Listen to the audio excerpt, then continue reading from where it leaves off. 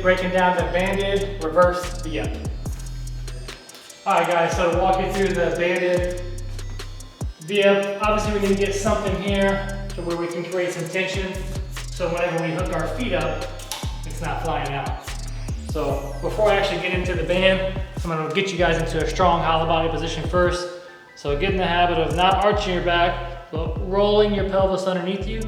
Back is fully rounded and I'm pushing away. This would be not fully engaged, that's fully engaged. All right? So whenever I get into position, and that goes for everything, push-up position, hand plank position, you should always be nice and tight when my glutes are touching, or my heels are touching, it turns on my glutes. And this is the starting position for the banded reverse V-up. So coming out, I'll get a little tension on the band, and then from here, I'm gonna pop up with my feet, pop, squeeze glutes, glutes.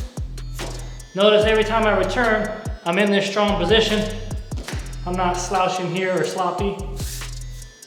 So every rep, big pike up, just as if you were on your back for a V-up, tucking around the glutes.